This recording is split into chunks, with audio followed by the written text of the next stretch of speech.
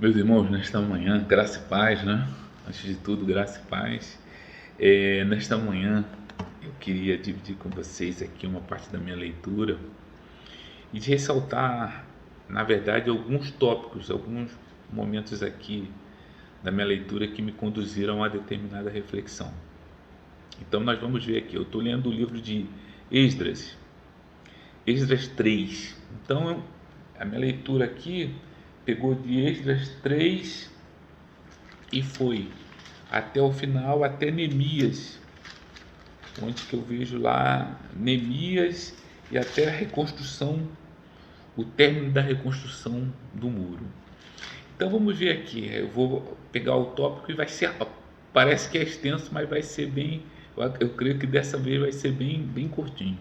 Mas vamos lá, vamos pegar esse desafio aqui. Então, o que na verdade está acontecendo, né? Eu gosto sempre de dar aquela ambientar, né? O que está acontecendo no momento. Então é o momento que o povo foi determinado, né? Pelo rei persa que o povo judeu pudesse voltar para Jerusalém, e o povo começou a voltar para Jerusalém. Então é esse momento, né? É o retorno. Foi levado para o cativeiro e agora eles estão retornando a Jerusalém. Então, tem três personagens importantes aqui, que eu acho que eu devo citar, e lideranças, né? Zorobabel, Esdras, o próprio Esdras, e o terceiro, que é Neemias. Então a gente vai falar aqui, mas esses três personagens, eles são, né, assim, vamos dizer assim, são protagonistas nesse momento aí da história do povo judeu.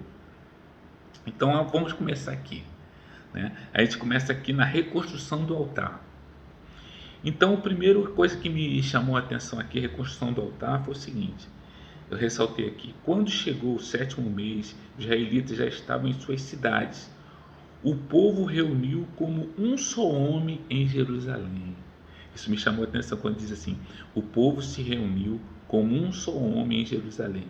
Então Jesua, filho de Josadaque, e seus colegas, os sacerdotes, e Zorobabel, filho de Sealtiel, e seus companheiros começaram a construir o altar de Deus de Israel, para nele sacrificarem holocaustos, conforme o que está escrito na lei de Moisés, homem de Deus. Então, essa é a minha primeira leitura. Então, a reconstrução. Então, isso me chamou a atenção o seguinte. Tá, então, principal aqui, que eu queria que vocês guardassem aqui, que me chamou a atenção. O povo se reuniu como um só homem em Jerusalém, na reconstrução do altar. Aí depois vem a reconstrução do templo. Aí na reconstrução do templo, ele fala assim: no segundo mês do segundo ano, né? Notem que aqui também tem essa coisa aqui, né? Que aqui ele fala assim, olha, quando chegou o sétimo mês, os israelitas já estavam em suas cidades, então retornaram, né? O povo se reuniu como só homem em Jerusalém, né? Aí começa a reconstrução. Agora, no segundo mês do segundo ano, aí começa a reconstrução do templo, né? Então aí vem aqui: depois de chegarem ao templo de Deus em Jerusalém, Zorobabel, filho de Sealtiel, Jesua, filho de Josadaque, e o restante de seus irmãos, os sacerdotes, os levitas e todos os que tinham voltado do cativeiro para Jerusalém, começaram o trabalho, designando levitas de 20 anos para cima para supervisionarem a construção do templo do Senhor. Então aqui é o momento da reconstrução do templo. E aí nós vamos avançar. E aí vem alguns outros tópicos que eu vou passar. E agora eu vou abordar esse daqui assim, ó, que já está aí já em Neemias. Aí eu vou abordar o tópico seguinte: a inspeção dos muros de Jerusalém. E tá, isso daí está em Neemias 2, Neemias 2:11. Aí olha o que diz aqui, né, em Neemias 2:11. Cheguei a Jerusalém. Aí é o próprio Esdras que está, o próprio Neemias que está falando. Cheguei a Jerusalém e depois de 3 dias da permanência ali, Saí de noite com alguns dos meus amigos. Eu não havia contado a ninguém o que o meu Deus havia posto em meu coração, que eu fizesse por Jerusalém. Não levava nenhum outro animal, além daquele em que eu estava montado.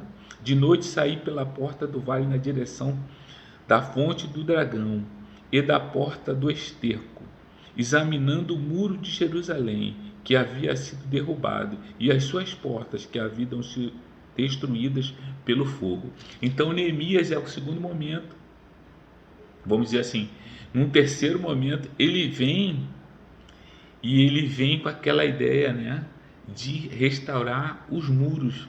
Então e ele faz essa inspeção sem ninguém saber qual era o plano dele. Então esse é o terceiro momento. E agora vamos para o último, aqui, que é quando é o término da reconstrução. Então vem aqui, ó, o término da reconstrução. Aí diz assim: o muro ficou pronto no 25º dia de Elul, em 52 dias.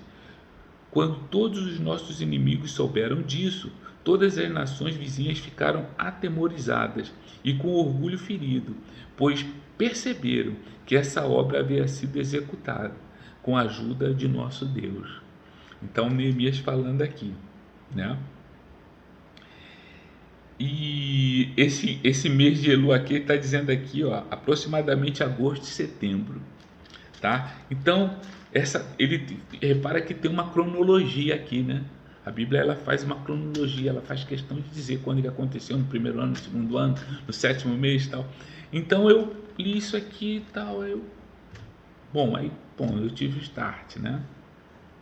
E aí agora o que eu quero comentar com vocês. Então, o que eu queria trazer para vocês aqui disso daqui que eu li, né?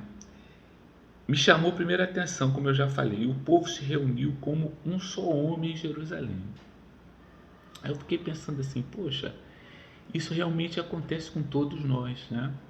Quando nós aceitamos a Cristo como nosso Salvador, nós declaramos que nós queremos, né? Nós o reconhecemos como nosso Redentor, ele entra nas nossas vidas e a gente começa a abrir o nosso coração para as coisas que são de Deus e coloca Deus dentro do nosso coração, do nosso altar. Nós estamos fazendo isso daqui, a construção ou a reconstrução do altar, né? Porque aquele que se afasta, porque aquele que cai, aquele que erra, aquele que peca, ele faz a reconstrução do altar. E na nossa primeira vez, né, que a gente conhece a Cristo, a gente constrói pela primeira vez o altar em nosso coração. Então é o processo, nosso processo se dá dessa forma. Primeiro a gente faz a construção ou a reconstrução do altar. E depois que o altar, né? Porque o altar é o local da adoração a Deus, né? Então o nosso interior está dedicado à adoração a Deus. É a construção do altar, né? E aí vem a reconstrução do templo, né? Porque aí depois que é dada que é colocado esse altar em nosso coração, um templo vamos dizer assim, o espaço de adoração a Deus, né? O Espírito Santo é encarregado de fazer o que? A reconstrução do templo, né? De começar a tirar de nós os hábitos ruins, né? As nossas falhas, os nossos vícios, né? E ele vai nos moldando. Então ele começa a fazer uma obra de dentro para fora, né? A gente vê isso principalmente, o altar, o templo. E aí ele começa a nos moldar, né? Ele começa a tirar aquelas coisas, os antigos hábitos do velho homem, né? Que diz assim, né? Muita gente fala assim, né? Do velho homem. Então, a reconstrução do templo. Aí vem o terceiro momento. O terceiro momento, que é também uma coisa que nós temos que fazer, orientado pelo Espírito Santo, como Neemias fez aqui, ó, que é o que? A inspeção dos muros de Jerusalém. Ou seja, a gente começa a fazer e verificar como está a nossa proteção, né? A gente tem aquela expectativa que a gente pode sofrer, vamos dizer assim, ameaças e ataques. Então a gente começa a se preocupar com a nossa proteção. E aí a gente vai inspecionar os muros. E o que é esse inspecionar os muros? Né? O crente diz assim, não pode dar brecha, né? Então o que é isso? É a gente verificar como está a nossa vida, como está o nosso relacionamento com Deus, qual é o nível de compromisso que nós temos com a palavra dele e qual o nível de verdade que nós estamos vivendo diante dele, né? Então, a inspeção dos muros, isso daí é individual. Ver que Neemias fez sem contar para ninguém. E nós temos que fazer isso, não precisa contar para ninguém, mas nós precisamos fazer isso no nosso interior, né? E depois vem o final, que é o quê? Que é, como eu li aqui, o término da reconstrução.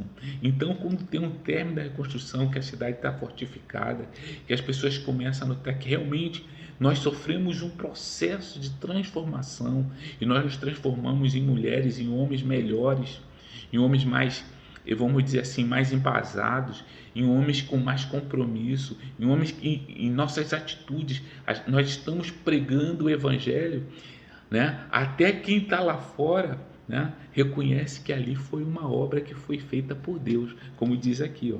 O muro ficou pronto no 25º dia de Elu, em 52 dias. Quando todos os nossos inimigos souberam disso, todas as nações vizinhas ficaram atemorizadas e com orgulho ferido, pois perceberam que essa obra havia sido executada com a ajuda de nosso Deus. Então, nós só vamos conseguir, com a ajuda de Deus, chegar nesse momento, né, que o muro, que a nossa proteção, né, e que a nossa vida é testemunho, né, daquilo da maravilha de Deus, do poder de Deus, né, depois ali com a ajuda dele. Sozinho nós não conseguimos, nós não conseguiremos, né?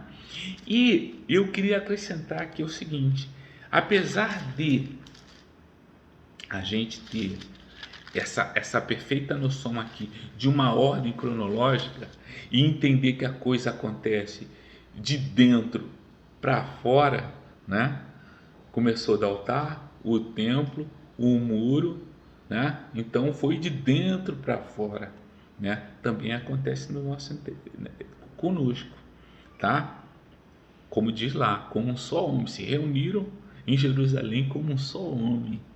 Então, o que acontece? Eu queria agora ressaltar aqui, só vou ler os tópicos para que vocês vão entender que os tópicos já falam tudo. Entre essas 4 fases que eu li aqui, entre a primeira e a última aqui, vocês vão ver os tópicos para ver se não encaixa certinho.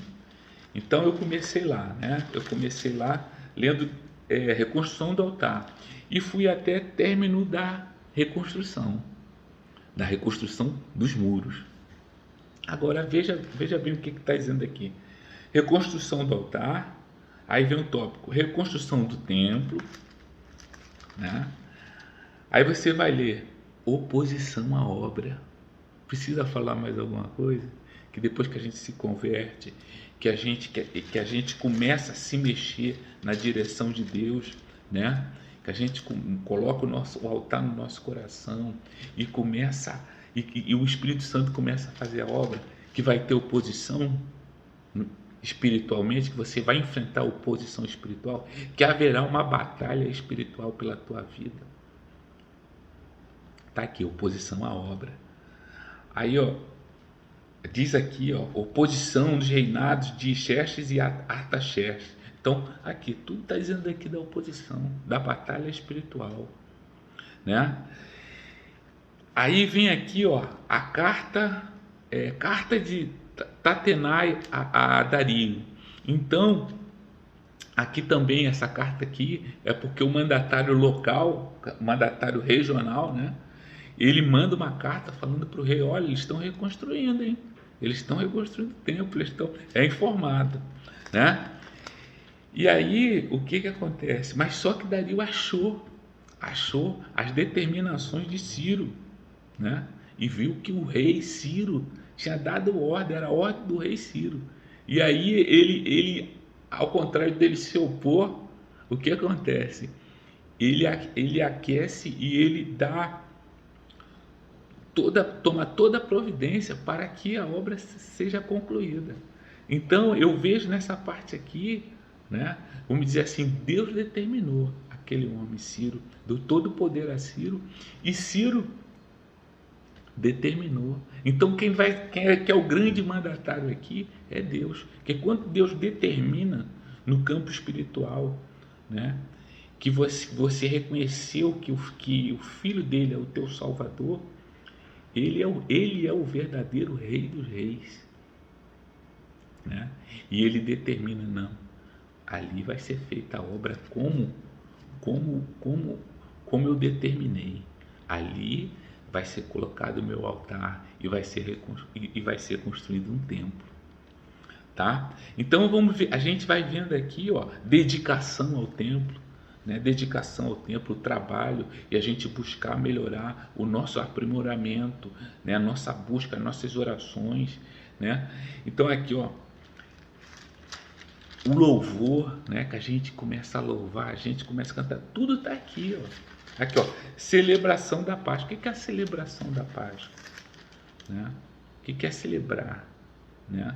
Então a gente vai vendo aqui que todo o processo que passa aqui do livro de Esdras a Neemias é o processo que acontece no nosso interior, tá? E ainda que tem uma cronologia, né? Até para a gente entender a mensagem, mas isso a gente vê aqui também que eles têm idas e vindas, ou seja, o processo ele é didático, mas ele não é linear, né? Acontece um após o outro, mas a gente entende que tem idas e vindas, que você vai cair, que você errar, que você vai pecar, mas você vai levantar, mas você vai continuar prosseguindo no caminho, tá? E é isso que eu queria dividir com vocês aqui, né? Essa palavra aqui, né? Vejam bem, olha porque eu disse que tem idas e vindas, né? Por que tem idas e vindas? Olha o que diz aqui, ó.